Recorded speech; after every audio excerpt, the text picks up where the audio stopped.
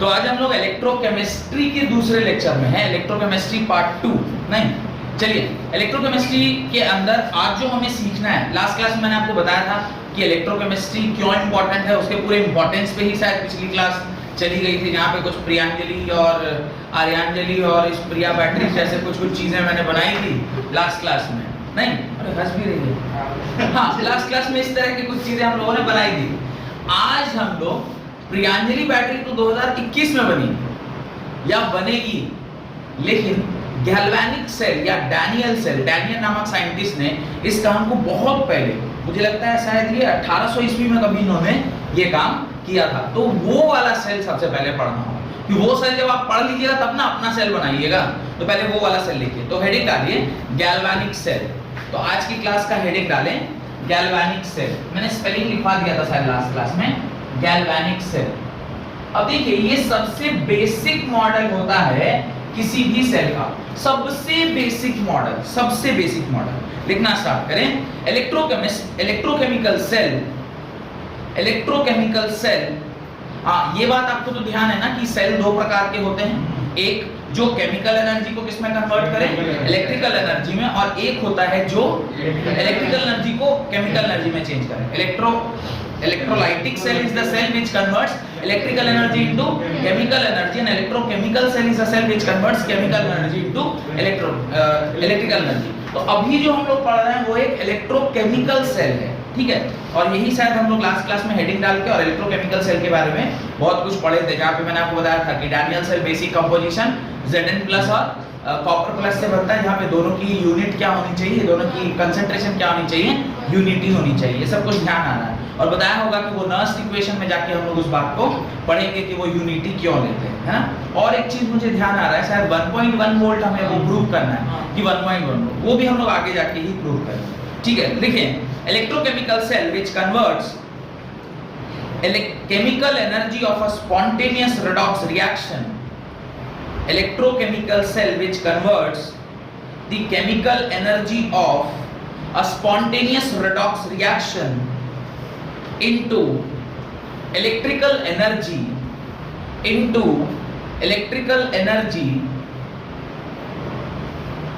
are called galvanic or voltaic cell, are called galvanic or voltaic cell, VOLTAIC, voltaic cell।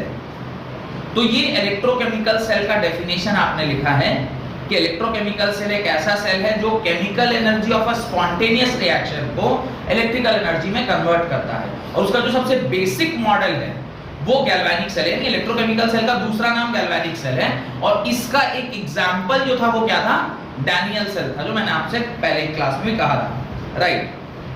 Paragraph change करके लिखें, a galvanic cell is composed of two half cells। A galvanic cell is composed of two half cells, each having different salt solution, each having different salt solution,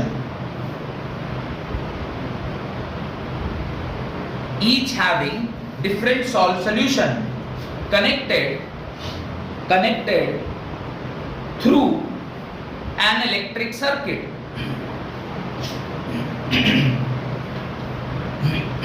through an electric circuit, bracket में लिखिए, consisting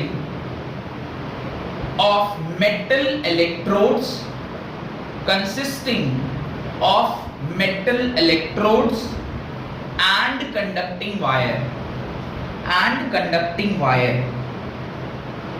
full stop। Next point, ये पहला point अगर इसको assume कर रहे हैं, या पैराग्राफ चेंज करके आपने लिखा है तो एक बार और पैराग्राफ चेंज करिए। Oxidation and reduction takes place, oxidation and reduction takes place in different half cells, oxidation and reduction takes place in different half cells, which result in the development of potential difference, which results in the development of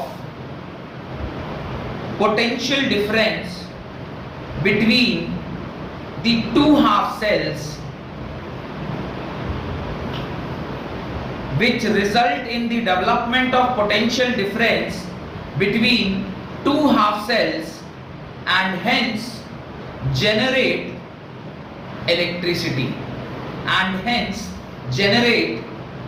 electricity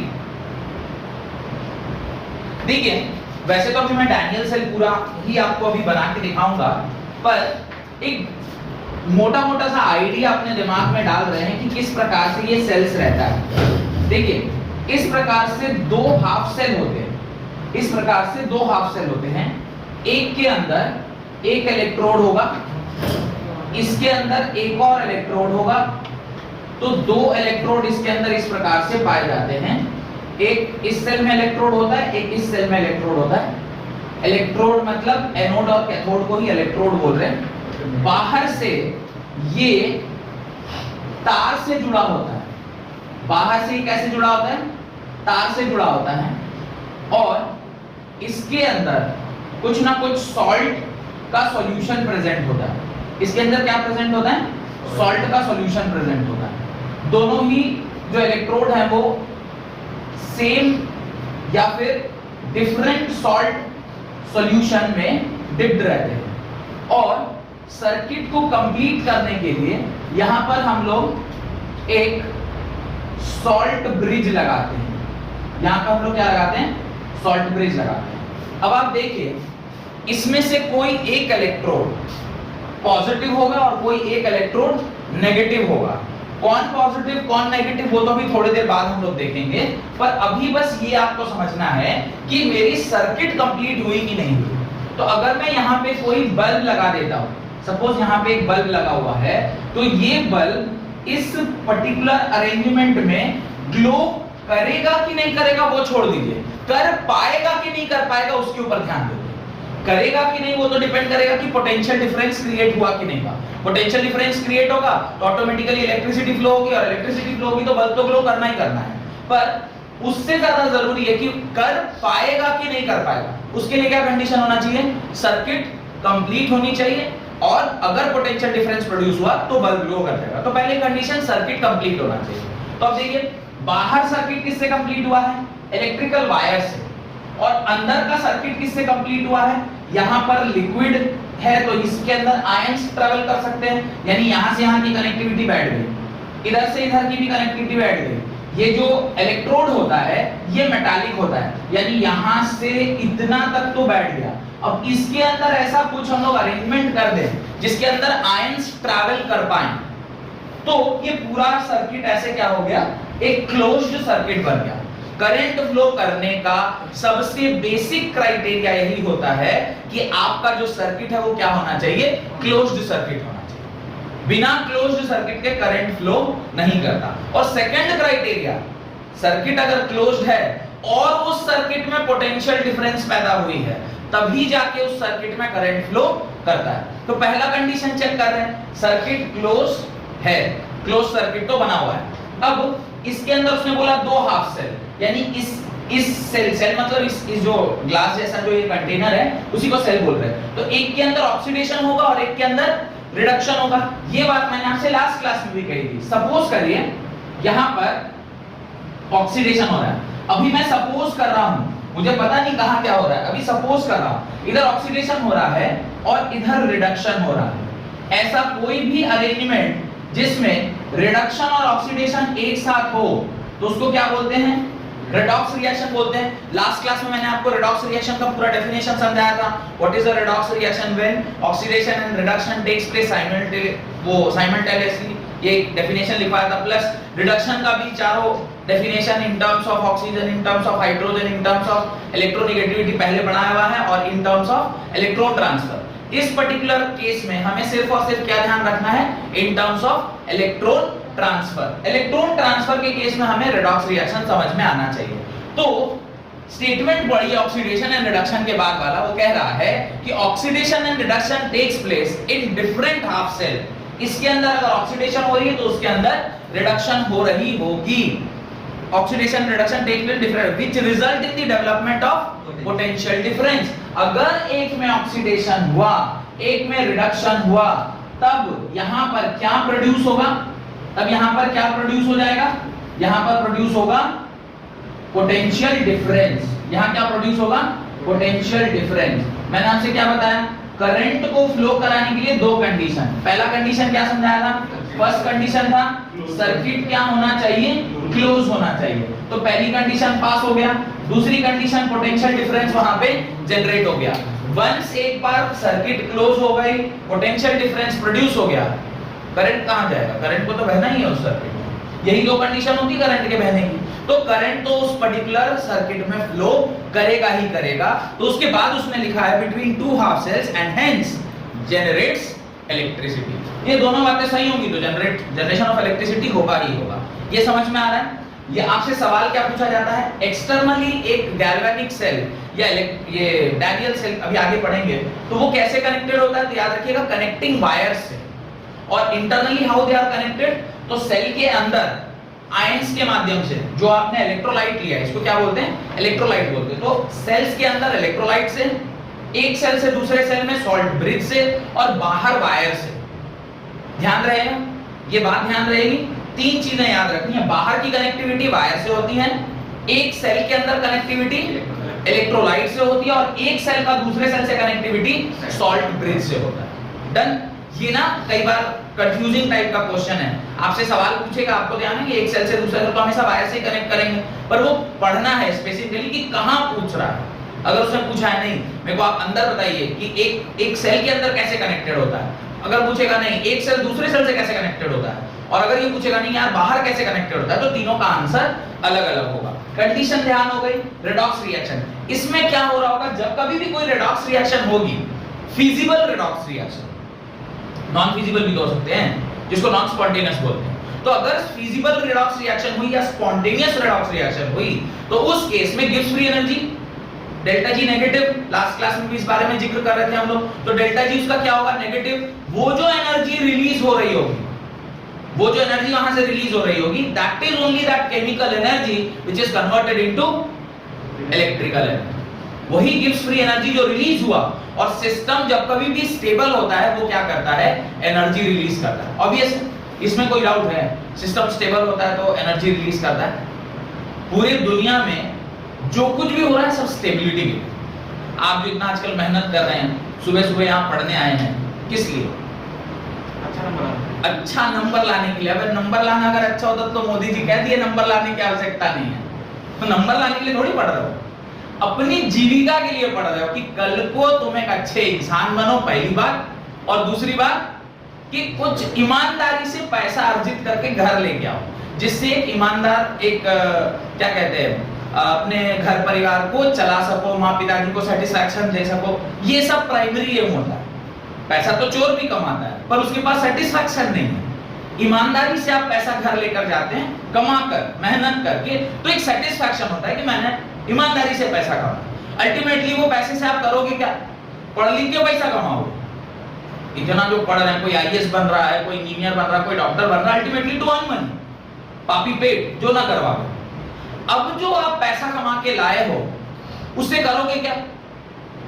पहले घर में जो जो चीजें नहीं होगी वो खरीद लोगे, फिर थोड़ा और अच्छा होगा। उसकी ना पूरी एक मैस्लो की थ्योरी है उसके ऊपर कि आप क्या क्या करते हैं स्टेप वाइज। पहले अपन रोटी कपड़ा मकान जोड़ते हैं, फिर सेफ्टी जोड़ते हैं, ऐसे करके self actualization, self realization, self esteem, पूरा एक प्रोसेस है कि कैसे आप अपने नीड्स को सेटिस्फाई करते हैं। जब ये नीड सेटिस्फाई हो जाता है, लास्ट में रियलाइज होता है अरे ये सब इतना टेंशन हो गया, इससे अच्छा तो सीधे ही भक्ति में चले जाना चाहिए था। इतना सब झोल झाल, इतना लंबा चौड़ा कारवान बना दिया, और अल्टीमेटली तो भगवान के शरण में ही जाना था। लेट से रियलाइज होता है लोगों को कि इतना सब कुछ हो गया, अब इसको संभाल ही नहीं पा रहे। और ये सब जितना ज्यादा उतना शांति, जितना कम उतना शांति। ये सब तो थोड़ा लॉजिक समझ में आ रहा है कि जिसके पास जितना ज्यादा वो उतना अशांत है। अरे वहां वाली इंडस्ट्री में लॉस हो गया, अरे वहां वाला पता नहीं प्रोजेक्ट में क्या, जो जितना उसको इतना अशांति है। और शांत कौन है? साईं इतना दीजिए जामे कुटुंब समाए, मैं भी भूखा ना रहूं साधु न भूखा जाए। इतना ही होना चाहिए जिससे आपका काम आसानी से जीवन चल जाए। क्या गलत बोल रहे हैं? तो उस जगह पर पहुंचने के लिए क्या आप अल्टीमेटली क्या चाहते हैं? आपके जीवन में एक स्टेबिलिटी आए। आप भी स्टेबल होना चाहते हैं ना? सब लोग, जिसकी गाड़ी की डिजायर है वो गाड़ी खरीद लेगा, हाँ अब ठीक है। जिसके घर का डिजायर है वो घर खरीद लेगा, अब ठीक है। अल्टीमेटली शादी ब्याह, अब ठीक है, मतलब उसी से जिससे आप चाहते हो, अब ठीक है। हाँ शादी कह रही, यस एकदम सही कह रहे हैं सर, जिससे हम चाहते हैं उसी से, तो स्टेबिलिटी आ गई। अल्टीमेटली फिर ये सब हो गया, उसका आपको लग रहा है आपको मोक्ष प्राप्ति और स्टेबल होना है और इस पापी दुनिया से उठ के कहीं ऊपर मोक्ष की ओर जाना है। अल्टीमेटली आप स्टेबिलिटी अचीव करना चाहते हैं। अच्छा, केमिकल कंपाउंड्स, ये भी स्टेबिलिटी, और ऐसी ऑक्टेट और डुप्लेट रूल कहाँ क्यों आता? उनका भी तो यही डिजायर था ना, अरे वो हीलियम, नियॉन, देखो उसको ना स्टेबल रिएक्शन कर ही नहीं रहा। आप सोडियम पोटेशियम परेशान है साला, कोई एक इलेक्ट्रॉन ले ले कि फट से स्टेबल हो जाए। एटम्स भी क्या चाहते हैं? स्टेबिलिटी। अल्टीमेटली दुनिया में जो कुछ भी है उसका एकमात्र रीजन क्या है? वो अगर परेशान है तो वो क्या होना चाहता है? स्टेबल होना चाहता है। परेशानी का मतलब ही है कि आप कहां जाना चाहते हैं? अनस्टेबिलिटी से स्टेबिलिटी। कोई भी केमिकल रिएक्शन हमेशा कहां से कहां प्रोसीड करती है? अनस्टेबिलिटी से स्टेबिलिटी की ओर, खुद से, जबरदस्ती नहीं, खुद से वो कहां से कहां मूव करती? From unstable to stable position. और जैसे जैसे आप स्टेबल होते हैं आपकी एनर्जी क्या होती जाती है? कम होती है। बोले ना कि जो ज्यादा फल वाला वृक्ष होता है वो हमेशा झुका हुआ रहता है, और वो ताड़ का गाछ जो है वो ऐसे अकड़ा रहता है जिसका फल कोई नहीं खाता है, नहीं। तो ज्यादा फल वाला जो पेड़ है वो हमेशा झुका रहता है, क्यों? वो स्टेबल है, उसकी एनर्जी कम हो गई है। आप देखिए कि बहुत ज्ञानी आदमी होगा, वो देखिएगा बड़ा एकदम डाउन टू अर्थ रहेगा, देख के इतना पैसा वाला है, देखिए धोती वोती पहन के घूम रहा है, ऐसे कभी देखिए? नहीं देखे?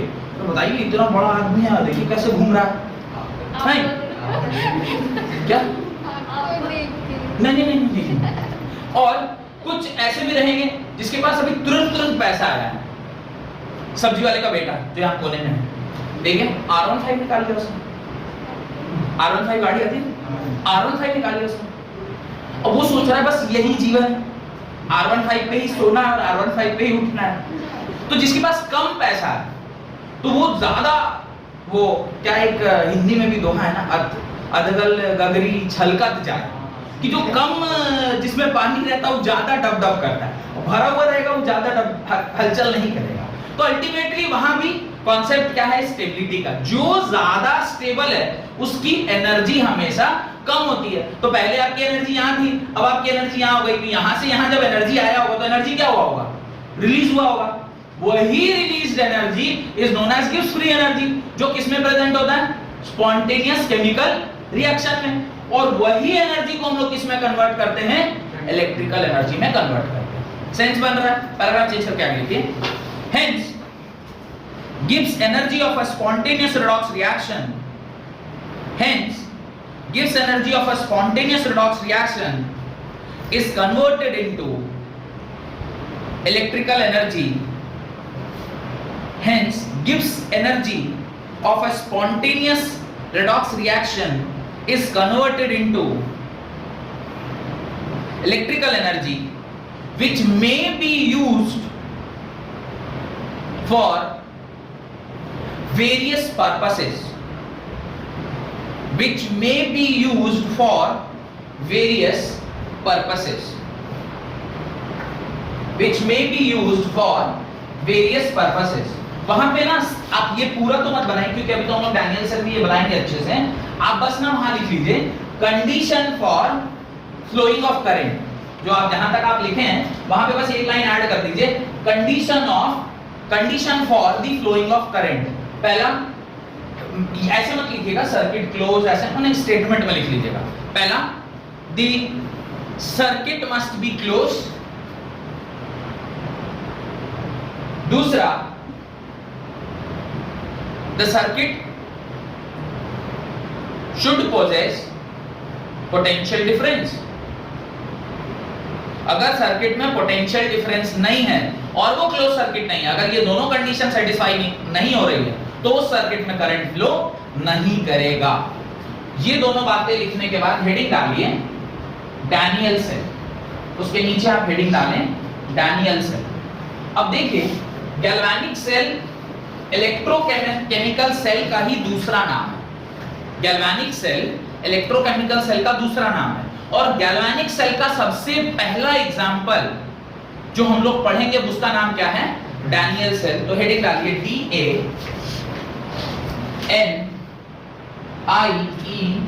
DANIELL, Daniell cell. Daniell cell. अब देखिए ये डैनियल सेल जो है इसका डायग्राम मैं बनाता चल रहा हूं, आप लोग भी मेरे साथ साथ इसको बनाते चले, ठीक है?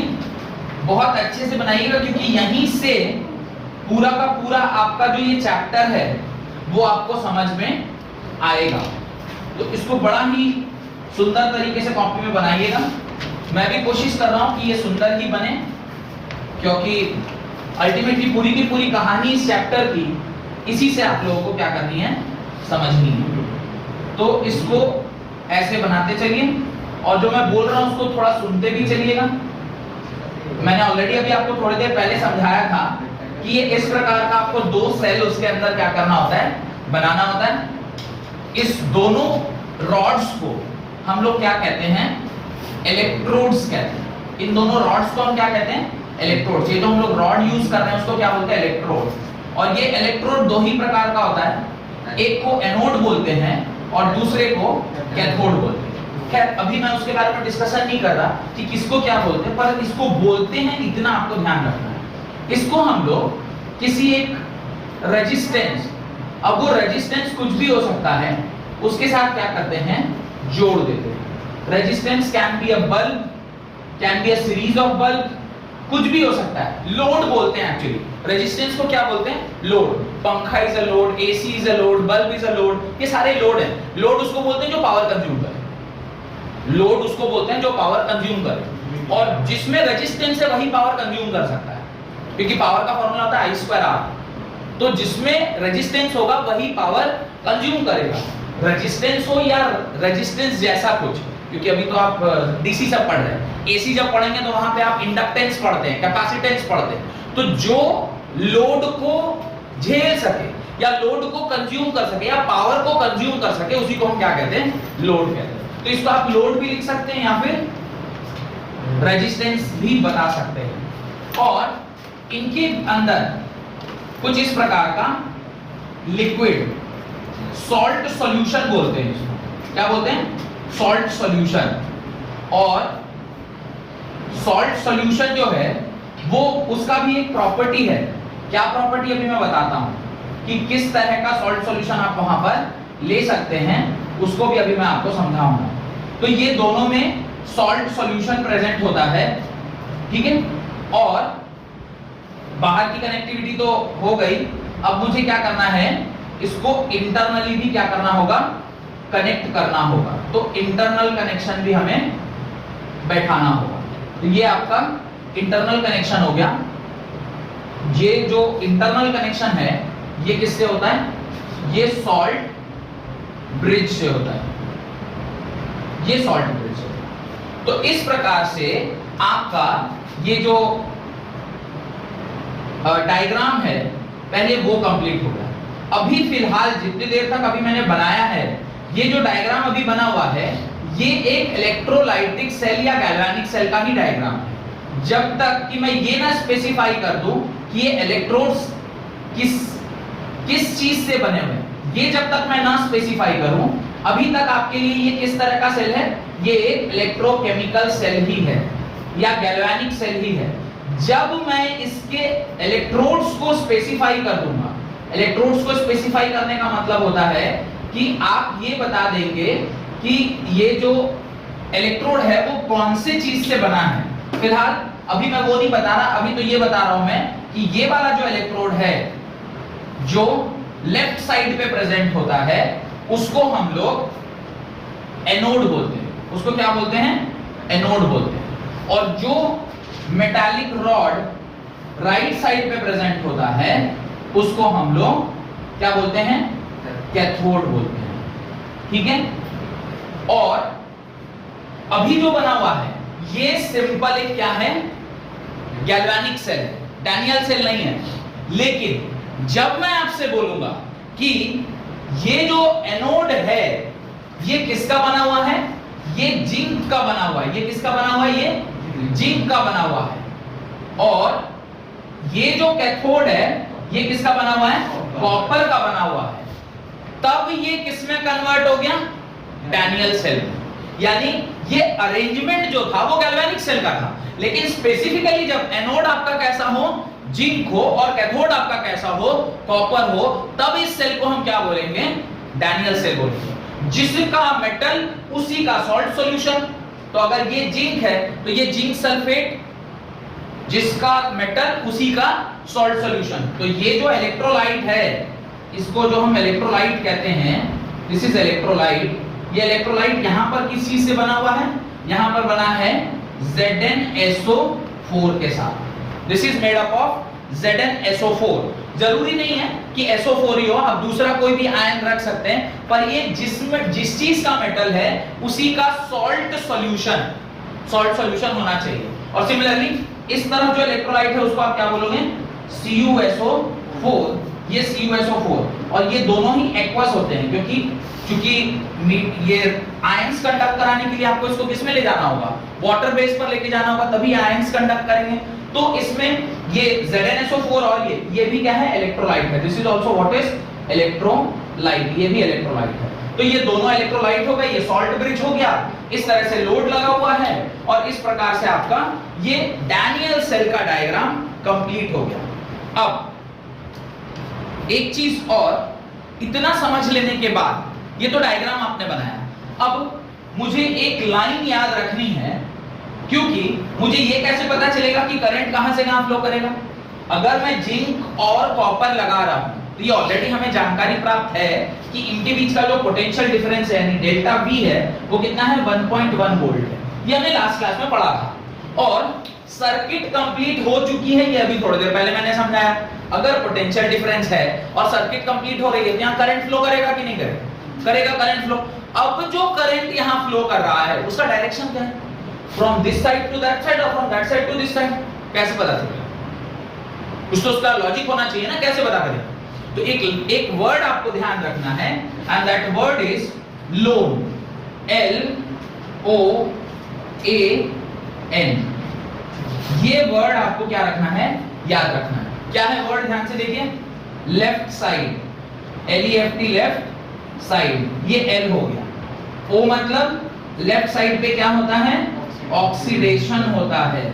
इसी को क्या बोलते हैं, एनोड बोलते हैं, और एनोड कैसा होता है, नेगेटिव होता है। यानी ये जो आपका टर्मिनल है वो कैसा टर्मिनल है, ये आपका नेगेटिव टर्मिनल है। इसी के उल्टा इसको आप क्या बोलोगे, ये लेफ्ट था तो इस तरफ क्या होगा, right side, this is right side. अगर ये ऑक्सीडेशन है तो इधर क्या होगा, रिडक्शन होगा, तो इस तरफ रिडक्शन हो गया। ये अगर एनोड है तो इसको क्या लिखेंगे, कैथोड लिखेंगे, और ये अगर नेगेटिव है तो ये क्या होगा, पॉजिटिव होगा।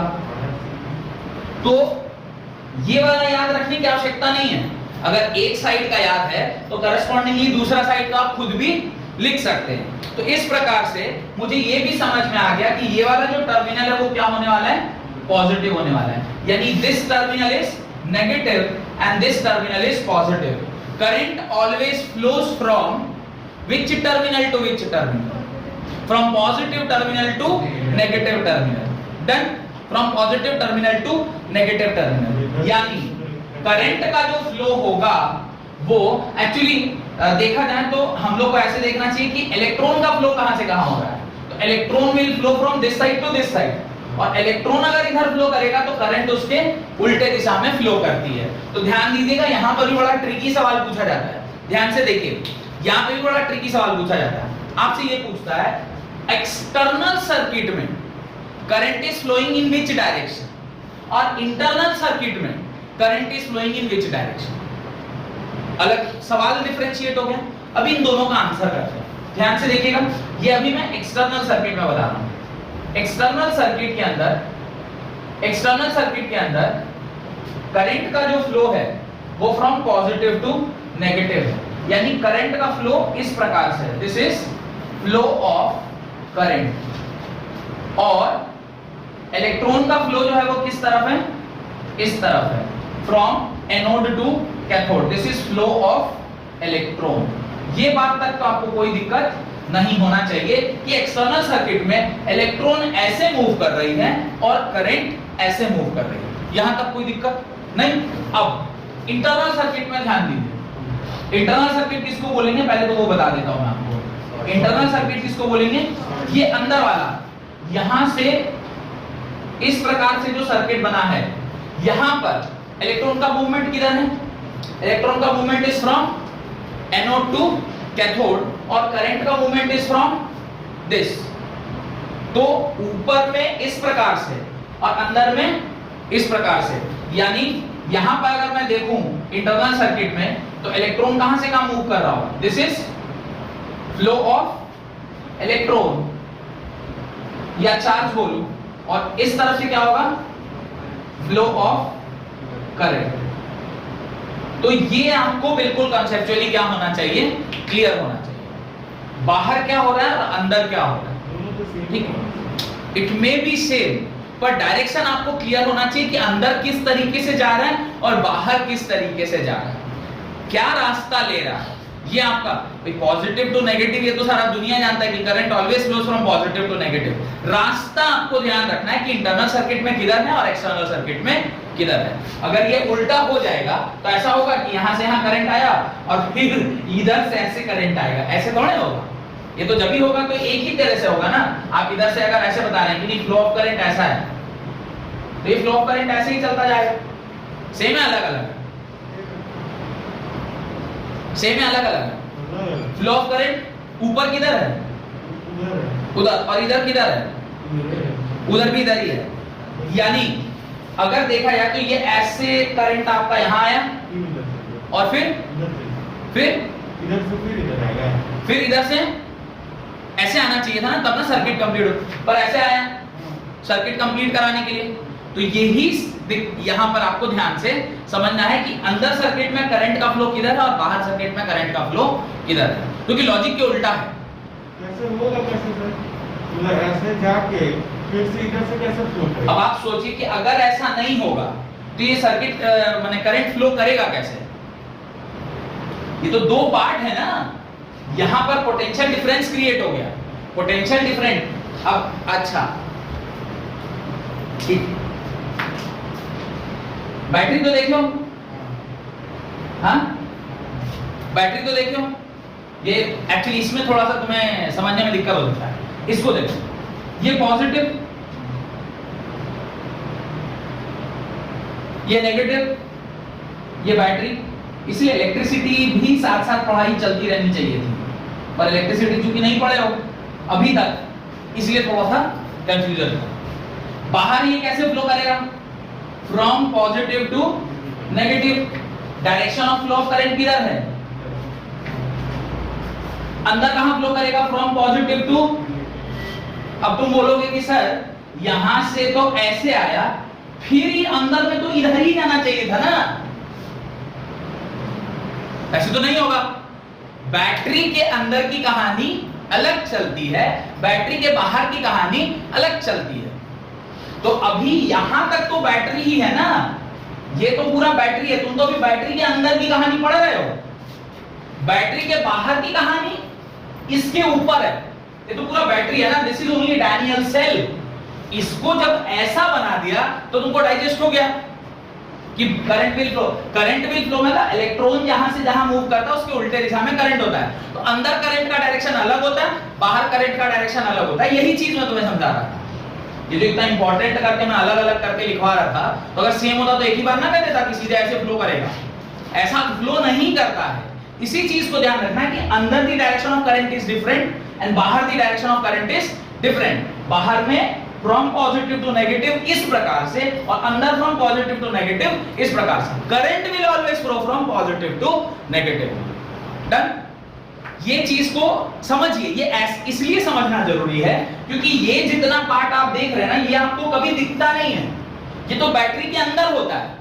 अब वो मैंने बताया था ना, एक छोटा सेल, वो पतला वाला जो पेंसिल सेल, फिर वो मोटा वाला जो अपन टॉर्च में लगाते हैं, उसके अंदर की चीजें, इसलिए आपको उसके बारे में कभी कोई जानकारी नहीं रहती। आपको देखते हैं ये पॉजिटिव टर्मिनल, ये नेगेटिव टर्मिनल, पॉजिटिव से नेगेटिव करंट फ्लो करेगी, लेकिन क्या उसके अंदर भी सर्किट कंप्लीट होना चाहिए?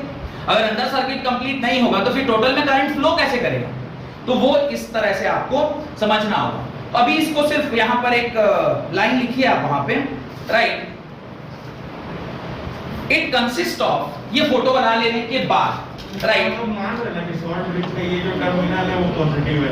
कौन सा टर्मिनल? इधर वाला, ये वाला। हाँ। ये पॉजिटिव क्यों होगा? पॉजिटिव तो सिर्फ यही है। ये तो इसका देखेंगे, यूजेस पढ़ेंगे कि सॉल्ट ब्रिज क्या क्या करता है। इसका हम लोग यूजेस पढ़ेंगे, आज ही की क्लास में पढ़ेंगे कि सॉल्ट ब्रिज क्या क्या करता है। देन लिखिए, it consist of, Daniell cell के अंदर लिखिएगा, it consist of zinc rod dipped in zinc sulfate solution, zinc rod dipped in zinc sulfate solution and a copper rod dipped in copper sulfate solution. It consists of zinc rod dipped in zinc sulfate solution. Zinc किसमें डूबा हुआ है? Zinc sulphate solution में। और copper किसमें डूबा हुआ है? कॉपर सल्फेट सॉल्यूशन में। It consist of zinc rod dipped in zinc sulphate solution and copper rod in copper sulphate solution. Full stop. These two solutions are connected by electric circuit externally. These two solutions are connected by electric circuit externally. ध्यान से देखिए, externally आपने इसको कैसे connect किया है? Electric circuit से। And with the help of salt bridge, with the help of salt bridge internally, with the help of salt bridge internally. Then salt bridge internally इसको कनेक्ट करती है। यानी ये वाला जो पूरा इतना पार्ट जो आपने बनाया है, इसको हम लोग क्या बोलते हैं? बैटरी या सेल बोलते हैं। सेल ही बोलेंगे, battery is the combination of cell, तो एक चूंकि सेल है इसलिए इसको सेल बोलेंगे। Externally it is connected with electrical circuit and internally it is connected with salt bridge, क्योंकि ये दोनों सेल एक सॉल्ट ब्रिज है। बाद में देखेंगे यही इसका परेशानी भी हुआ। अब ये दो ठो ग्लास में, बोतल में पानी लेके आदमी ऐसे चल रहा है इलेक्ट्रिसिटी प्रोड्यूस करने के लिए। आज की बैटरी कितनी छोटी है, कॉम्पैक्ट, कहीं भी खरीद लो, कहीं भी यूज कर लो, कहीं से कहीं ले जाओ, कोई दिक्कत नहीं है। अगर इस प्रकार का सेल होता तो एक घड़ी, और घड़ी के बाद में हमें लगाना पड़ता स्लैब, और स्लैब पे रखी रहती बैटरी, और वो बैटरी से कनेक्ट करते हम घड़ी के दोनों टर्मिनल्स को, और वो घड़ी चल रही होती है। फिर हमें ध्यान देना होता है कि अच्छा एनोड और जो कैथोड रॉड है वो धीरे धीरे खत्म होने वाला होगा, क्योंकि ये खत्म हो जाता है, और ये धीरे धीरे जैसे ही पूरा कंज्यूम हो जाएगा वो बैटरी काम करना बंद कर देगी। तो फिर आपको ये दोनों रॉड्स निकाल के नए रॉड्स लगाने पड़ेंगे। समझ में आ रहे हैं? तो ये पुराना कॉन्सेप्ट था, मतलब जितना बड़ा घड़ी नहीं उससे ज्यादा बड़ा आपको डिवाइस उसके बगल में रखना होगा उस घड़ी को चलाने के लिए। ये तो घड़ी की बात हो गई। सपोज करिए ये जो हैंड क्लॉक है, इसमें अगर ऐसा कोई व्यवस्था हो जाए तो आप एक घड़ी पहनने के लिए दो ऐसे एक बॉटल्स लेके चल रहे हैं, क्यों? घड़ी पहनना है। समझ में आ रहा है? ये घड़ी जो आप पहने इसके अंदर तो मर्क्यूरी सेल है, वेरी स्मॉल मर्क्यूरी सेल। तो ये इवॉल्व होते होते होते होते अब कहां तक आ गया? इतनी छोटी सी, देखा घड़ी के अंदर की बैटरी, यानी हैंड क्लॉक की जो बैटरी होती देखा, एकदम छोटी सी मर्क्यूरी कैडमियम सेल बोलते हैं उसको, इतनी छोटी सी होके रह गई। 1800 ईस्वी से 2000 ईस्वी आते आते तक में बैटरी का लाइफ कितना इवॉल्व कर गया। जैसे बायोलॉजी के कुछ लोग क्या इवोल्यूशन पढ़ते हैं ना, पहले कान बड़ा बड़ा हुआ करता था, फिर छोटा हो गया, ऐसे पहले पूंछ भी होती थी आदमी की, अब पूंछ खत्म हो गई, ऐसे सब कुछ आप लोग इवोल्यूशन में पढ़ते हैं। मुझे तो इतना मालूम नहीं बायोलॉजी, पर थोड़ा बहुत इवॉल्व तो हम लोग भी हुए। वो कुछ चीजें जो हमारे नॉन फंक्शनल हो गई, कान का ये वाला पार्ट नॉन फंक्शनल हो गया, हो सकता है पहले के किसी जमाने में हवा हुआ करने के लिए हम लोग यूज में लेते होंगे, अब नहीं ले पा रहे भाई, छोटा हो गया धीरे धीरे। आप नॉर्मल पंखा आ गया, कौन अपने कान के पंखे से हवा ले रहा है? हाथी अभी भी ले रहा है। हाथी के जो कान है वो अल्टीमेटली क्या है, वो एरोडायनामिक्स का ही कुछ कॉन्सेप्ट होगा, वो हवा लेने के लिए यूज करता होगा उसको। तो इवोल्यूशन होते होते होते होते पहले सेल से आज जो सेल हम लोग यूज कर रहे हैं वहां तक हम लोग चले आए। अच्छा ये वाला सेल क्या था? ये वन टाइम यूज था, एक बार यूज किया, ये सब फिर बदलना पड़ जाएगा। आजकल सेल आ गए, आप अपने मोबाइल की ही बैटरी की बात कीजिए, कितनी बार आप चार्जिंग रिचार्जिंग कर सकते हो उसको। एक बार चार्ज किया फिर डिस्चार्ज हुआ, फिर चार्ज किया फिर डिस्चार्ज हुआ, ऐसे उसके साइकिल्स हैं। जितने नंबर ऑफ साइकिल्स आप उसको चार्जिंग डिस्चार्जिंग के प्रोसेस में ले जा सकते हैं। जब वो साइकिल खत्म हो जाएगा उसके बाद आपका बैटरी हो जाएगा लैंडलाइन, लगाए रहो तभी काम करेगा, निकाला बस खत्म। लेकिन ऐसा होने में 10-12 साल लगता है। ये एग्जांपल आप मोबाइल के साथ थोड़ा ज्यादा नहीं कनेक्ट कर पाइएगा, इसको आप लैपटॉप के साथ कनेक्ट कर लीजिए। किस किस के घर में बहुत पुराना लैपटॉप? मैं जिस लैपटॉप में काम करता हूँ वो 12 साल पुराना है। मैंने जब अपना बीटेक स्टार्ट किया था तो पापा ने गिफ्ट किया था। अभी भी उसी लैपटॉप पे मैं ये सारे वीडियो जो भी बना रहा हूँ उसी लैपटॉप पे बनता है। उस लैपटॉप की बीमारी है कि अगर आप चार्जर के साथ उसको जोड़ के नहीं रखेंगे काम नहीं करेगा। क्या हुआ? चार्जिंग डिस्चार्जिंग का जो साइकिल था कंप्लीट हो गया। अब जब आपने करंट बाहर से दिया है, यानी इलेक्ट्रिसिटी जब आपने प्रोवाइड किया है, तो चूंकि उसमें पॉजिटिव नेगेटिव और ये कनेक्शन बना हुआ है तो वो काम करेगा। मैंने ऑफ करना है तो आपको स्विच ऑफ करने की जरूरत नहीं है, चार्जर वाला वो तार हटा दीजिए, देखिए कैसे स्विच ऑफ हो जाता है। तो उस वाले केस में क्या हो गया? 10 साल लग गया उसको यहां तक पहुंचने में। 10 साल में इतनी बार चार्जिंग डिस्चार्जिंग हुई कि लैपटॉप का बैटरी अब फर्दर नो मोर चार्जिंग डिस्चार्जिंग। बोले तुम डायरेक्ट अगर चलाना है तो चलो, नहीं तो मेरे पास अब स्टोर करने की एनर्जी नहीं है। क्या हुआ होगा? उसके इलेक्ट्रोड्स कंज्यूम हो गए होंगे, उसके इलेक्ट्रोड्स पूर्णतः कंज्यूम हो गए होंगे। अब जब पूर्णतः कंज्यूम हो जाएंगे तो फिर हमें वो वाला इलेक्ट्रोड बदल के एक नया इलेक्ट्रोड डालना होगा। तो अब ऐसा तो है नहीं कि भाई जिंक का रॉड है ग्लास में डूबा हुआ आप निकाले और दूसरा डाल दिए, वहां तो बकायदा एक पर्टिकुलर फॉर्मेट में बैटरी डाली जाती है। तो फिर आदमी नया खरीद के डाल लेता ताकि 10 साल के लिए फिर फर्दर निश्चिंत हो जाए। तो ये सेंस बन रहा है, थोड़ा थोड़ा फील आ रहा है, वो बहुत जरूरी है। तो आप कहां तक लिखे हैं ये बताइए। इंटरनली और externally they are connected, direction वायरेक्शन दे दिया। आपको एक्सटर्नली दोनों चीज ध्यान रखने की जरूरत है। इंटरनली, क्योंकि इंटरनल बैटरी का कॉन्सेप्ट हम लोग कहां पढ़ते हैं? अभी जो करंट इलेक्ट्रिसिटी कल की क्लास से चालू होने वाली है वहां पे हम लोग इंटरनल बैटरीज का कॉन्सेप्ट पढ़ेंगे। तो इसके अंदर की पढ़ाई कि वहां करंट कैसे फ्लो करता है वो मैं आपको वहां समझा दूंगा। फिलहाल यहाँ पे इलेक्ट्रॉन का मूवमेंट देखना आपके लिए बहुत जरूरी है। अब देखिए ये नेगेटिव है तो सोर्स ऑफ इलेक्ट्रॉन तो यही है, ये इलेक्ट्रॉन देगा, ये इलेक्ट्रॉन यहां से यहां मूव करेंगे, ये सॉल्ट होकर जब उस नेगेटिव चार्ज को यहां तक लेके आएगा, यहां से जैसे ही नेगेटिव चार्ज पहुंचा सामने उसको क्या दिखाई देगा? Positive charge. वो नेगेटिव चार्ज यहां पहुंचा तो अंदर सर्किट कंप्लीट हो गई। एक इलेक्ट्रॉन जैसे ही इस जगह से इस जगह पहुंचा तो अंदर में इलेक्ट्रॉन जब यहां से यहां पहुंचेगा तो current has to flow in opposite direction. ये तो पढ़े ना कि इलेक्ट्रॉन का मूवमेंट और करंट का मूवमेंट उल्टा होता है। तो movement of current will take place from this side to this side. Done. ये जो अभी जो डायग्राम बना हुआ है बोर्ड पर, इसी से आपको पूरा चैप्टर पढ़ना है। ऑलमोस्ट मुझे लगता है शायद 60% चैप्टर आपका इसी से पढ़ाई होगा। तो इसका आपको अच्छे से, इसमें कोई भी डाउट हो कि नहीं सर ये ऐसा वैसा कुछ भी, इधर ही पूछ के खत्म कर लीजिए। कहां-कहां चार्ज बन रहे हैं, वैसे तो अभी मैं थोड़ा लिखवाऊंगा इसके बारे में, पर कौन सा चार्ज किधर से आ रहा है, कौन किधर मूव कर रहा है, मूवमेंट ऑफ चार्ज का डायरेक्शन, ये सब में कहीं कोई डाउट आपके मन में नहीं होना चाहिए, तभी मैं आगे प्रोसीड करना। डन।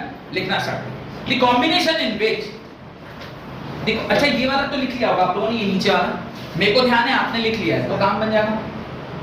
हाँ बोलो सर। जैसे हम ऊपर उसको वायर से कनेक्ट किए तो नीचे उसको साइकिल पूरा करने के लिए हम लोग उसको क्या चीज से कनेक्ट? Salt bridge. तो उस टर्मिनल से इस टर्मिनल से क्या चीज? इस टर्मिनल से इस टर्मिनल को कनेक्ट करना, मतलब सॉल्ट ब्रिज। हाँ ये इसके अंदर सॉल्ट होता है ना, और सॉल्ट तो आयंस है, तो आयंस है तो आयंस के साथ कंडक्ट कर सकता है। इसके अंदर आयन, इसके अंदर आयन, तो ये पूरा आयनिक हो गया। ये मेटल रॉड है, अंदर की कनेक्शन ऐसे हो गई और बाहर की कनेक्शन ऐसे हो गई, है ना? ठीक है, लिखिए।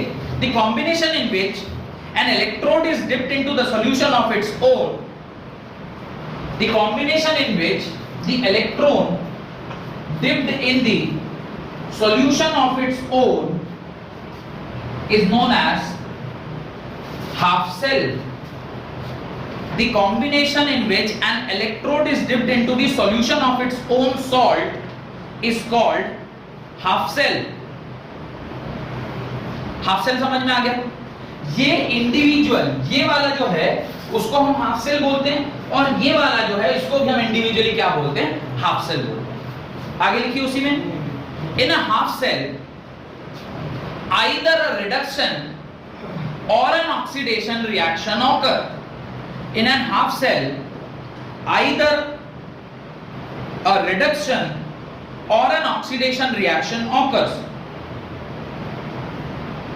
Done. किसी एक में ऑक्सीडेशन होगा और किसी एक में रिडक्शन होगा। मैंने ऑलरेडी आपको बता रखा है कि किस में ऑक्सीडेशन होता है, एनोड पे ऑक्सीडेशन होता है और कैथोड पे रिडक्शन होता है। तो लिख दीजिए, specifically for a Daniell cell, oxidation occurs at anode, whereas reduction occurs at cathode. Reduction occurs at cathode. Reduction occurs at cathode. ध्यान से देखिएगा, एट एनोड क्या रिएक्शन हो रही होगी? एट एनोड रिएक्शन ये हो रही होगी कि ये जो जिंक है ये डिसइंटीग्रेट कर रहा होगा, जिंक सॉलिड डिसइंटीग्रेट कर रहा होगा Zn2 प्लस 2 इलेक्ट्रॉन्स में। Zn2 प्लस एक्वस, यहाँ पे एक्वस लिखना बहुत जरूरी है, प्लस 2 इलेक्ट्रॉन्स में। ये रिएक्शन तो कहां हो रही होगी? एनोड पे हो रही है। एनोड पर क्या होना है, ध्यान से देखिए, एनोड पर होना चाहिए क्या? एनोड पर होना चाहिए ऑक्सीडेशन। नंबर देखिए, ये 0 था, ये +2 हो गया। ये नंबर बढ़ा कि घट गया? घट गया। 0 से +2 घट गया, बढ़ गया। तो 0 से +2 में नंबर बढ़ा, मास का इफेक्ट। अब जो बढ़ गया घट गया, यहां तक आते आते कब बढ़ गया घटता हुआ सुनाई दिया। तो ये 0 से 2 प्लस हो गया। 0 से 2 plus, number is increasing. If the number is increasing, मैंने आपको सिंपल बताया था, वो क्या होगा? Oxidation. If the number is decreasing, वो क्या होगा? रिडक्शन। तो नंबर बढ़ रहा है। अभी देखिए 0 से आप Zn2 प्लस पे गए, नंबर बढ़ गया। इस वाले सेल में क्या हो रहा है? ऑक्सीडेशन। और कैथोड की जब मैं बात कर रहा हूं, एट कैथोड क्या होगा? देखिए, ये Cu2 प्लस एक्वस, ये 2 इलेक्ट्रॉन जो यहां से उनसे मिला है, कैसे? अब यहां इस सेल में प्रोड्यूस हुआ, तो इधर कैसे मिला? ये 2 इलेक्ट्रॉन्स यहां से with the help of salt bridge यहां ट्रांसफर हुए, ठीक है? वो 2 इलेक्ट्रॉन को ये Cu2 प्लस, अब ये वाला Cu2 प्लस नहीं, इसके अंदर जो इलेक्ट्रोलाइट था Cu2 प्लस, उसने उस 2 इलेक्ट्रॉन्स को क्या किया? रिएक्ट किया। Cu2 plus Cu2 plus 2 electron के साथ रिएक्ट किया और क्या बनाया? Copper solid. तो ये नंबर ध्यान से देखिए, ये 2 प्लस था और ये 0, नंबर बढ़ा कि घट गया? अब नंबर घट गया, और घटा तो इसको क्या बोलेंगे? This is called as reduction. तो ये हाफ सेल रिएक्शन हो गई, हाफ सेल रिएक्शन। तो उसके नीचे आप ये लिखें, the two half cell reactions in a Daniell cell are, the two half cell reaction in a Daniell cell are, इसको लिखिएगा, at anode this is oxidation half reaction, this is oxidation half reaction, और इसको लिख लीजिएगा ये वाला, और at anode this is reduction half reaction, this is reduction half reaction. अब एक सेल में हो रहा है ऑक्सीडेशन, एक सेल में हो रहा है रिडक्शन। ऐसा कोई भी सिस्टम जिसके अंदर एक में ऑक्सीडेशन और एक में रिडक्शन हो, उसको क्या बोलते हैं? रिडॉक्स रिएक्शन बोलते हैं। जहां कहीं भी स्पॉन्टेनियस रिडॉक्स रिएक्शन होगी, वहां पे कुछ एनर्जी प्रोड्यूस करेगा, and that energy is known as Gibbs energy. वही गिब्स एनर्जी जो कि केमिकल एनर्जी है, वो किस में कन्वर्ट होगी? इलेक्ट्रिकल एनर्जी में, और बल्ब जो हमने वहां लगाया है वो क्या करने लग जाएगा? ग्लो करने लगेगा। डन। लिखिए इस बात को, ये दोनों लिख लिया। इसके नीचे लिखें these two portions of the cell are half cells or redox couple. These two portions of the cell are half cells or redox couple. Couple का मतलब आप लोगों से अच्छा कौन जानता हो? खास करके कुछ बच्चे तो बिल्कुल मेरे नजर के सामने हैं जो कपल का स्पेलिंग भी बता सकते हैं। हाँ अंजलि बताइए कपल का स्पेलिंग क्या होगा? COUPLE। देखा मैंने कहा था कुछ बच्चे तो ऐसे हैं जो कपल का स्पेलिंग तक भी जानते हैं और कुछ बच्चे ऐसे भी होंगे जो कपल का स्पेलिंग के साथ साथ कपल का मतलब भी समझते होंगे। कपल का क्या मतलब होता है? जब दो लोग साथ आए। अच्छा पेयर। अच्छा पेयर, हाँ पेयर मतलब दो लोग ना, दो लोग। कपल मतलब दो लोग नहीं, कोई भी चीज आप स्पेसिफिकली अपने बारे में सोचने लगे। कपल मतलब कोई भी दो चीज जब एक साथ आए।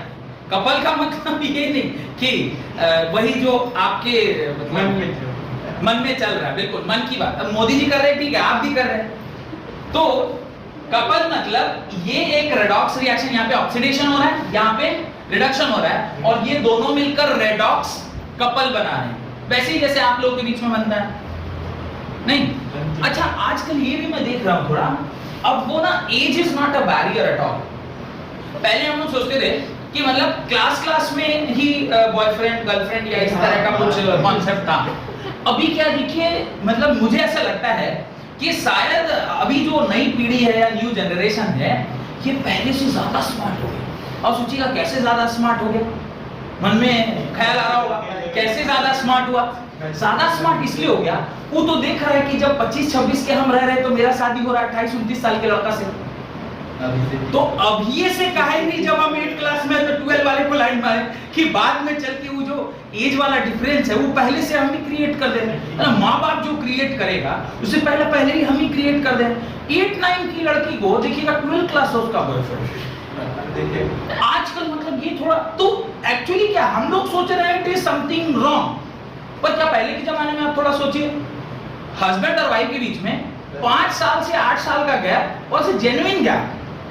मतलब जब पिताजी बोर्ड परीक्षा दे रहे थे तो जो वाइफ थी वो सेकंड कक्षा में रही होगी। 8 साल का गैप मतलब वही होता है कि 2 में जब लड़की रही होगी तो जो हस्बैंड है वो 10th का एग्जाम दे रहा होगा। उससे तो अच्छा है कि जब लड़का 12th में है तो लड़की 8th का एग्जाम दे रही है, दोनों बोर्ड दे रहे हैं, एक बोर्ड की प्रक्रिया में घुस रहा है और एक बोर्ड की प्रक्रिया से बाहर निकल रहा है। तो 8 और 12 तो ये जो बाद में क्या हुआ ना, मतलब मैं समझ पा रहा हूँ वो लड़का लड़की जैसी पहुंचता होगा कि मम्मी पापा ये मेरा बॉयफ्रेंड, एज क्या है बराबर, कंपैटिबिलिटी। अब बराबर एज वाले से कौन शादी कर रहा है? हम लोग के टाइम का वो क्या उनका एक वो है ना प्रीजुडिस दिमाग में सेट है, शादी मतलब 4 साल या 3 साल 2 साल का तो मिनिमम गैप रहना ही चाहिए। अभी नई जनरेशन पूरे साले जो बाद में चल के होगा अभी से क्रिएट कर लो। 8वें क्लास में या 9वें क्लास में लड़की, 12th या 11th क्लास में लड़का, फर्स्ट क्लास सेटिंग चल रही। इसलिए अब ना मैं क्लास में कम पेयर देख पाता। पहले क्लास में पेयर बनता था, अब और दिख नहीं रहा। उसका रीजन यही है क्योंकि आपका तो अभी जो लड़कियां होंगी यहाँ पढ़ती हुई उनका तो जो बॉयफ्रेंड है वो ग्रेजुएशन में होगा और जो लड़के यहाँ पढ़ रहे हैं उनकी जो गर्लफ्रेंड होगी वो तो अभी 8th 9th में पढ़ रही होगी, उनको तो ट्यूशन पढ़ा रहा होगा घर जा जाके। नहीं पूछना नहीं, ये सब तो देखिए अनसेट चीजें हैं, हर चीज पूछ के ही पता चलेगी। अब अपन भी ऐसे थोड़े बाल उजला कर रहे हैं। तो रेडॉक्स कपल का मतलब समझे, रेडॉक्स छोड़ दीजिए वो तो हम समझा देंगे, कपल का मतलब समझे। तो जब रेडॉक्स यानी रिडक्शन और ऑक्सीडेशन कभी एक जगह होता है तो उसी को हम लोग क्या कहते हैं, रेडॉक्स कपल। आगे लिखिए, the copper electrode may be called as, the copper electrode may be called as, the copper electrode may be called as reduction half reaction and the zinc electrode as the oxidation half reaction, reaction बोल दिया, cell लिखिएगा। the copper electrode may be called as reduction half cell and zinc electrode as the oxidation half cell। अब ध्यान से देखिए, जब इन दोनों को मिलाकर मैं ओवरऑल रिएक्शन लिखूंगा, देखिए मैं यहां पे क्या लिख रहा हूं, ओवरऑल रिएक्शन, यानी पूरा इन दोनों को कंबाइन करके जो रिएक्शन लिख रहा हूं उसको देखिए। ध्यान दीजिएगा, रिएक्शन का एडिशन या सब्ट्रैक्शन जब कभी भी हम करते हैं तो अगर कुछ एक साइड पे, लेफ्ट हैंड साइड पे कोई चीज प्रेजेंट है और राइट हैंड साइड पे कोई चीज प्रेजेंट है तो आपस में एक दूसरे से क्या हो जाती है, कैंसिल हो जाती है। ये चीज ध्यान रखिएगा। ये हम लोगों ने कहां पढ़ा था, रेडॉक्स में ही मैंने आपको पढ़ाया था, क्लास 11 का जब रेडॉक्स पढ़ा रहा था आपको, उसी टाइम पे मैंने आपको बताया था। देखो वाटर मॉलिक्यूल्स, इधर भी 6 मॉलिक्यूल थे, इधर भी 6 मॉलिक्यूल थे, हमने उसको कैंसिल कर दिया। तो यहां पर Zn solid plus Cu2 plus aqueous will give, इस तरफ क्या बचेगा, Zn2 plus aqueous plus Cu solid. अगर इस ओवरऑल रिएक्शन को आप ध्यान से देखिए तो ये 2 प्लस किस में कन्वर्ट हो रहा है, 0 में। 2 प्लस 0 में कन्वर्ट हो रहा है, यानी नंबर रिड्यूस कर रही है। नंबर रिड्यूस करें यानी कॉपर को रिड्यूस करना चाहिए। कॉपर कौन सी साइड पे है, राइट साइड पे, इसका रिडक्शन होगा। जिंक 0 से कहां जा रहा है, 2 प्लस को जा रहा है। जिंक अगर 0 से 2 प्लस गया तो नंबर इंक्रीज कर गया, नंबर इंक्रीज कर गया तो वो ऑक्सीडेशन, और ऑक्सीडेशन जिंक हमने कहां डाला था, लेफ्ट साइड पे, तो लेफ्ट साइड पे क्या होना चाहिए, ऑक्सीडेशन। याद क्या कराया था, LOAN, left side oxidation, anode negative. ये लोन वर्ड आपको याद रखना है फॉर दी, ये डैनियल सेल का कॉन्सेप्ट को समझने के लिए। तो ओवरऑल रिएक्शन आप उसके नीचे लिखें, लिख लीजिए। अरे ये सब के बारे में मुझे ज्यादा मालूम नहीं रहता, आप तो जानते ही हैं कि ये सब चीजों में मैं ज्यादा ध्यान नहीं, मैं सिर्फ पढ़ाने पर ध्यान दूं। ये तो आपको पता है ना, बहुत अच्छे से पता है। मेरा देखिए एक ही काम है, आप आइए पढ़िए जाइए। अब किसका किसके साथ ये सब मेरे को इतना आइडिया भी नहीं रहता, मतलब क्या, और मेरे बाल बच्चे हो गए, अब यही सब करता रहूं क्या, नहीं। अब देखिए यहाँ पे आपने ओवरऑल सेल रिएक्शन लिख लिया है, इसके बाद आपको वहां ऐड करना है 2 लाइन लिखें, the 2 half cells are connected by a metallic wire, 2 half cells are connected by a metallic wires through a voltmeter, and a switch externally.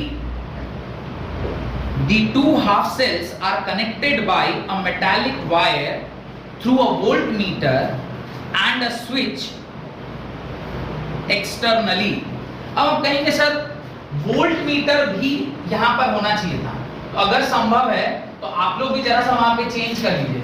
Reason voltmeter लगाने का ये है कि अगर पोटेंशियल डिफरेंस वहां पैदा हुआ है तो आप पता कैसे करिए, बिना वोल्टमीटर लगाए पोटेंशियल डिफरेंस की, तो जो वैल्यू आप डेल्टा वी लिखे हैं 1.1 वोल्ट, वो 1.1 वोल्ट तो थ्योरेटिकली है, आपको पता है, पर एक्चुअली में लैबोरेटरी में कैसे पता चला होगा, with the help of a voltmeter. तो इस वोल्टमीटर का लगना यहां पर जरूरी है ताकि मैं पता कर पाऊं कि इस पॉजिटिव टर्मिनल और नेगेटिव टर्मिनल के बीच में पोटेंशियल डिफरेंस कितने का प्रोड्यूस हुआ है। और यही वोल्टमीटर एक्चुअली में मेरे को बताया होगा कि वो वैल्यू 1.1 वोल्ट है, जिसको बाद में चल के हमने थ्योरेटिकली कैलकुलेट किया। ये पूरा जो प्रोसेस ऐसा ही हुआ होगा ना कि पहले डैनियल भाई साहब ने ये बनाया होगा, उस डैनियल भाई साहब ने जब बनाया होगा तो वहां पे एक वोल्टमीटर लगाया होगा, उस वोल्टमीटर में 1.1 वोल्ट उसका कैलकुलेशन करके, मतलब प्रैक्टिकल वैल्यू यानी ऑब्जर्व्ड वैल्यू आया होगा। उसके बाद इसने बुद्धि लगाया होगा कि आखिर किस फॉर्मूले से ऐसा लिया जा सकता है, और तब जब उसको सॉल्व किया होगा और फिर उसके पीछे पूरी थ्योरी लगी होगी, काफी कुछ दिनों का रिसर्च लगा होगा कि कैसे इक्वेशन फॉर्म किया जाए, क्योंकि कोई भी जो थ्योरी बनती है उसके पीछे एक मैथमेटिकल मॉडल होता है। कोई भी जो थ्योरी बनती है उसके पीछे एक मैथमेटिकल मॉडल होता है, वो मैथमेटिकल मॉडल ही उस पर्टिकुलर थ्योरी को आगे प्रमोट करती है। तो अगर यहाँ 1.1 वोल्ट है तो कोई ना कोई मैथमेटिकल इक्वेशन इसको प्रूव करना चाहिए। वो मैथमेटिकल इक्वेशन हम लोग आगे के आने वाले क्लासेस में देखेंगे, जहां पे आपको मैं प्रूव करके दिखाऊंगा। आप खुद स्वयं कैलकुलेट करेंगे कि एक डैनियल सेल का जो पोटेंशियल है वो कितना होता है, 1.1 वोल्ट होता है। ये आप स्वयं कैलकुलेट करेंगे। आगे लिखें, आगे लिखें, हेडिंग डालिए सॉल्ट ब्रिज, हेडिंग डालिए सॉल्ट ब्रिज। तो मैं यहां से नीचे का पार्ट वापस से मिटा रहा हूं क्योंकि ये डायग्राम मैं मिटाना नहीं चाह रहा, उसका रीजन ये है कि इसी डायग्राम से हमें सारी की सारी कहानी पढ़नी है, ठीक है। आज की क्लास में तो कम से कम रहे, अगली क्लास में फिर बना लेंगे, और एक ही क्लास में 3-4 बार बना के क्या फायदा। सॉल्ट ब्रिज, अब आपके मन में ये डाउट आ रहा था कि यार ये सॉल्ट ब्रिज क्या है, तो मैंने आपसे कहा था कि सॉल्ट ब्रिज और उसका फंक्शन और उसकी यूटिलिटी ये हम लोग लिखेंगे, right. It is a U shaped glass tube, it is a U-shaped glass tube containing electrolytes. It is a U-shaped glass tube containing electrolytes. Bracket में लिखिएगा KCl, KNO3, NH4Cl, KCl, KNO3, NH4Cl etc. ये कुछ ऐसे electrolyte हैं जिसको paste form में, liquid form में नहीं, पेस्ट फॉर्म में, सेमी सॉलिड पेस्ट फॉर्म में, जो जेल जैसा, फेस वॉश जैसा जेल रहता है ना, दैट इज सेमी सॉलिड, उस टाइप के हम इसके अंदर डालते हैं ताकि ये आसानी से कंडक्ट कर सके। कंडक्ट क्यों करेगा, जिस चीज से ये बना उसको जरा ध्यान से देखिए। KCl क्या है, K+Cl-, KNO3, K+NO3-, उसके नीचे आपने NH4Cl, NH4+Cl-, ये सारे के सारे आयनिक फॉर्म में। मैंने आपसे सॉल्यूशन पढ़ाते वक्त बताया था कि कोई भी सॉलिड तभी कंडक्ट करता है जब वो दो फॉर्म में हो, या तो मोल्टेन फॉर्म में हो, नहीं तो एक्वस फॉर्म में या सॉल्यूशन फॉर्म में। सॉल्यूशन में है तब तो कर रहा है, तो सॉल्यूशन में तो वो कंडक्ट करेगा। दूसरा, वो मोल्टेन फॉर्म में होना चाहिए। मोल्टेन फॉर्म मतलब सेमी सॉलिड, मोल्टेन मतलब पिघला हुआ मतलब semi solid. Semi solid form में, मैं बोलूं सेमी लिक्विड फॉर्म में अगर वो है तो वो आसानी से कंडक्ट कर सकता है। तो आयन के मूवमेंट संभव होने चाहिए। Conductivity means movement of ion. Solids में मूवमेंट के आयन रेस्ट्रिक्टेड होते हैं, जिसकी वजह से वो कंडक्ट नहीं कर पाता है। अगर ये पेस्ट जैसा होगा तो ये आसानी से, उतनी आसानी से तो नहीं, लेकिन हाँ आसानी से कंडक्ट कर पाएगा। तो उसके नीचे आप फर्दर लिखें, mixed in some kind of gel, mixed in some kind of gel like gelatin, और अगर gelatin, GELATIN, gelatin, और अगर अगर भी एक जेल है जिसमें आप उसको जब डालते हैं तो वो पेस्ट के जैसा बिहेव करता है। पेस्ट के जैसा बिहेव करना मतलब आप उसको एक मीडियम दे रहे हैं ताकि आयंस उसमें क्या कर सकें, प्रोपागेट कर सकें। और आपको जान के आश्चर्य होगा कि आयन कभी भी प्रोपागेट नहीं करते, आयंस कभी भी प्रोपागेट नहीं करते हैं। ये बात जो मैं बोल रहा हूं इसको डाइजेस्ट कर पा रहे हैं? आयंस कभी भी प्रोपागेट नहीं करते, नहीं। करंट इलेक्ट्रिसिटी में बताएं, आयंस प्रोपागेट नहीं करते, कोई बात नहीं। करंट इलेक्ट्रिसिटी वाले लेक्चर में कल ही होगा, कल बताएंगे, थोड़ा ड्रामेटिकली बताया जाएगा, मजा आएगा बताने में, एक्सपेरिमेंट करके। जहाँ पे एक तरफ अंजलि होगी और एक तरफ सोयन होगा, और फिर मूवमेंट ऑफ आयन कराया जाएगा। कपल बनेंगे, क्या बेकार बातें कर रहे हो। लिखिए कपल पर बना रहे हो, लिखिए इसके नीचे। कल की क्लास में, कल स्टार्ट हो रहा है वो इलेक्ट्रिसिटी, कल ये वाला कॉन्सेप्ट क्लियर करेंगे कि आयंस मूव करते हैं कि नहीं करते। क्योंकि इलेक्ट्रिसिटी में ही बताना ज्यादा अच्छा होगा, यहाँ पे बताएंगे तो आधा कॉन्सेप्ट बताएंगे और पूरा कॉन्सेप्ट तो इलेक्ट्रिसिटी में बताना है, तो फिर मजा नहीं आएगा। कल पूरा एक्सपेरिमेंट करके देखेंगे, लिखिए। और अंजलि कल आना है। अच्छा नहीं, अंजलि को नहीं लेंगे, प्रिया को लेंगे, प्रिया को लेंगे। लिखिए, it play an important role in working of electrochemical cell. It plays, कौन plays? Salt bridge plays an important role in the working of electrochemical cell. Electrochemical cell के वर्किंग में सॉल्ट ब्रिज का बहुत बड़ा योगदान है। पहला योगदान लिखें, it completes the circuit. First point, it completes the circuit. शायद इसके बारे में मैंने आपसे पहले भी जिक्र किया हुआ है कि सॉल्ट ब्रिज अगर ना हो तो ये सेल इस सेल के साथ किसी भी मीडियम से कनेक्टेड नहीं रहेगा, और एक बार अगर सर्किट कंप्लीट नहीं है तो फिर काम दिक्कत होगा। तो सर्किट कंप्लीशन का काम सॉल्ट ब्रिज करती है, पहला एप्लीकेशन है। दूसरा application, maintains the electrical neutrality of solution, maintains the electrical neutrality of the solution in each of the half cell. In each of the half cell,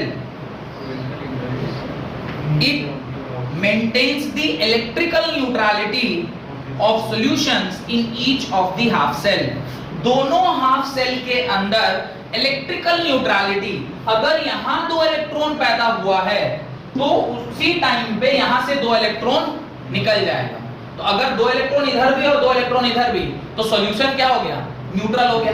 number of ions अगर same है तो solution neutral है। अगर there is a difference in the number of ions, तब ना उसके अंदर charge होगा। चार्ज है पर वो चार्ज्ड नहीं है। मैं क्या बोल रहा हूं, समझ में आ रहा है? चार्ज है पर वो चार्ज्ड नहीं है। चार्ज का होना is not charging, no. Charge है लेकिन अगर वो इक्वल है, एक पॉजिटिव एक नेगेटिव, तो न्यूट्रल हो गया ना। पर अगर ये भी Na+ है और Cl- है, दोनों पास आ गए तो NaCl सॉल्ट बन गया, न्यूट्रल सॉल्ट बना। पर वो चार्ज सॉल्ट नहीं है, लेकिन अगर इंडिविजुअली देखा जाए तो दोनों के पास चार्ज है। चार्ज का होना और न्यूट्रल होना दोनों अलग अलग बातें हैं। तो यहां पर दो इलेक्ट्रॉन अगर निकला है, उसी क्षण अगर यहां पर भी दो इलेक्ट्रॉन निकल गया तो दोनों तरफ नंबर ऑफ चार्ज क्या हो गए? सेम हो गए। तो न्यूट्रलिटी मेंटेन करने का भी काम कौन करता है? ये सॉल्ट ब्रिज करता है। डन। उसके नीचे पैराग्राफ फॉर्म में लिखें, salt bridge was added in Daniell cell as an improvement of original galvanic cell. Salt bridge was added in Daniel cell as an improvement of original galvanic cell. Full stop.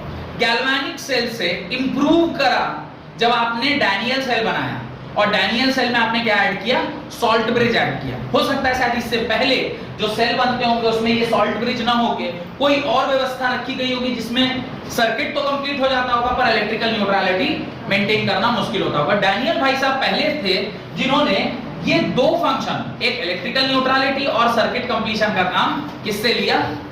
Daniel cell से लिया, जो कि U shaped एक test tube के मदद से उसने बनाया था। आगे लिखें, in original cell electricity flow stops after some time. In original cell, the electricity flow stops after some time as positive charge accumulate in oxidation half cell, as positive charge accumulate in oxidation half cell and negative in reduction half cell. मैं वापस से बोल रहा हूं, in original cell electricity flow stops after some time as positive charge accumulate in oxidation half cell and negative in reduction half cell. क्यों ऐसा होगा? ध्यान से देखिए, क्यों ऐसा होगा उसको जरा समझते हैं। ये आपका Zn है, ये Zn किस में कन्वर्ट हो रहा है? देखिए, Zn2 प्लस 2 इलेक्ट्रॉन्स में कन्वर्ट हो रहा है। तो ये दो इलेक्ट्रॉन तो इलेक्ट्रिकल न्यूट्रलिटी इसके मदद से, फिर यहां पर भी 2 इलेक्ट्रॉन्स मिला, उस 2 इलेक्ट्रॉन में Cu2+ जुटा और वो कॉपर बना लिया। यही है ना रिएक्शन। और यहां पर ये दोनों मिल, ये Zn टूट रहा है, Zn डिसोसिएट हो रहा है किसके अंदर? Zn++ 2 एंड इलेक्ट्रॉन्स तो मूव कर गए, पर ये इलेक्ट्रॉन यहां से यहां अगर मूव कर रहा है तो इसमें क्या बच जाएगा? Zn+, और यहां क्या प्रेजेंट होगा? सिर्फ और सिर्फ इलेक्ट्रॉन। तो ओरिजिनल सेल में ऑक्सीडेशन में सिर्फ और सिर्फ पॉजिटिव चार्ज रहेगा और इसमें सिर्फ और सिर्फ इलेक्ट्रॉन रहता। अगर हम इसे किससे बनाए होते? ये सॉल्ट ब्रिज की जगह पर क्या डाले होते? कोई एक मेटालिक वायर डाले होते। लेकिन जब हमने यहां सॉल्ट ब्रिज डाला तो ये जो एक्यूमुलेशन ऑफ Zn+ और यहाँ पे एक्यूमुलेशन ऑफ इलेक्ट्रॉन हो रहा था, इसको इसने क्या कर दिया? खत्म कर दिया। तो सॉल्ट ब्रिज का ये जो तरीका है आयंस को या इलेक्ट्रिकली न्यूट्रल बनाने का, वो यही है कि यहां से जब उसने 2 इलेक्ट्रॉन लिया, उसी 2 इलेक्ट्रॉन को यहां लेके गया। ऐसा नहीं कि यहां से ये 2 इलेक्ट्रॉन, ये यहां 2 इलेक्ट्रॉन लिया तो यहां से उसने 2 इलेक्ट्रॉन इसलिए नीचे गिरा दिया ताकि दोनों तरफ न्यूट्रलिटी क्या हो जाए? मेंटेन हो। ठीक है, आगे लिखें, but when salt bridge was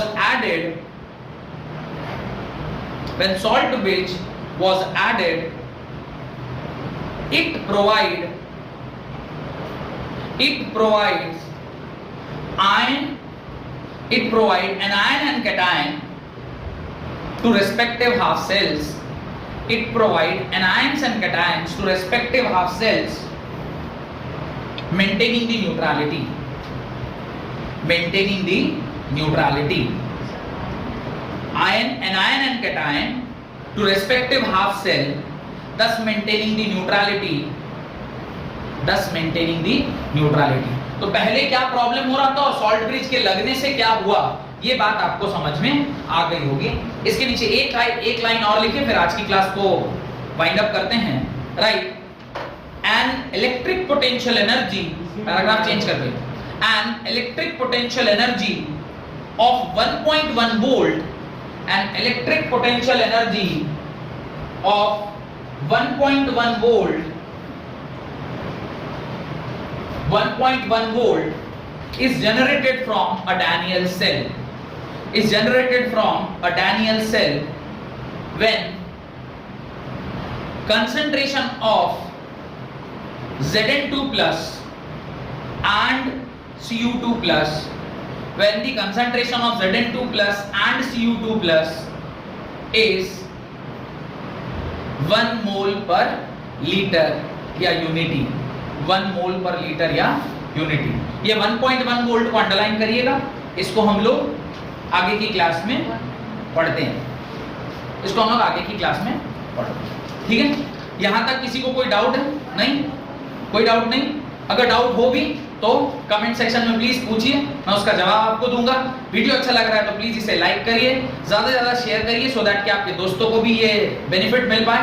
और अगर मेरे चैनल पर नए हैं तो प्लीज इसे सब्सक्राइब करिए। Thank you.